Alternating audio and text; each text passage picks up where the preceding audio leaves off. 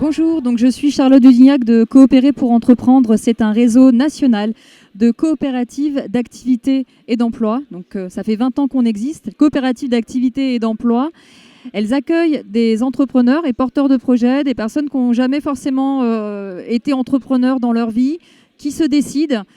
Généralement, c'est des personnes qui étaient salariées auparavant, mais qui sont encore salariées et qui décident de se lancer dans l'activité entrepreneuriale.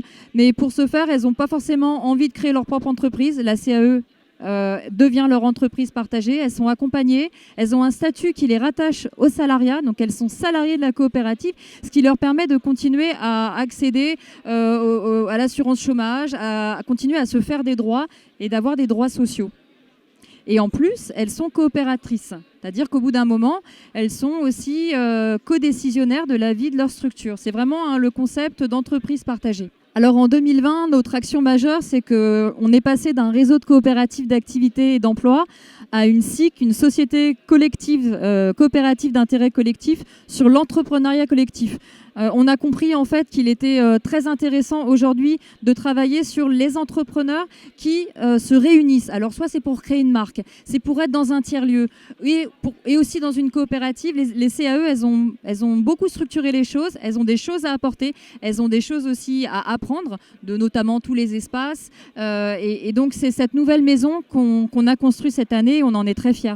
Ouais, ce qui me passionne dans mon métier de dirigeante d'un réseau coopératif, ça va être de pouvoir à la fois répondre aux besoins des gens sur le terrain, que ce soit des entrepreneurs, les équipes qui vont les accompagner, et qu'ensemble, on essaye toujours d'avoir le coup d'avance pour se dire comment est-ce que demain, je vais être en capacité d'accompagner des personnes qui aujourd'hui sont exclues de l'entrepreneuriat parce que c'est des migrants, parce que ça va être des gens qui sont en situation de handicap, parce que c'est des gens qui ne s'autorisent pas à entreprendre.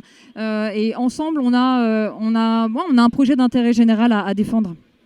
Big, c'est un événement qui est très important pour les entrepreneurs et aussi les réseaux d'accompagnement. C'est un événement qui est national et qui va à la fois permettre d'accélérer l'ensemble des projets entrepreneuriaux que peuvent porter les gens et qui permet aussi de créer, on va dire, de l'émulation entre les acteurs.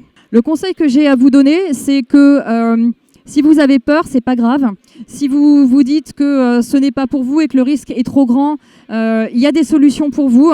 Ce n'est pas parce que votre père, votre mère, votre grand-père n'a pas été entrepreneur que vous ne pouvez pas le devenir. Il y a aujourd'hui des solutions qui permettent à la fois de concilier, on va dire, l'audace entrepreneuriale et en même temps la sécurité pour vous et votre famille.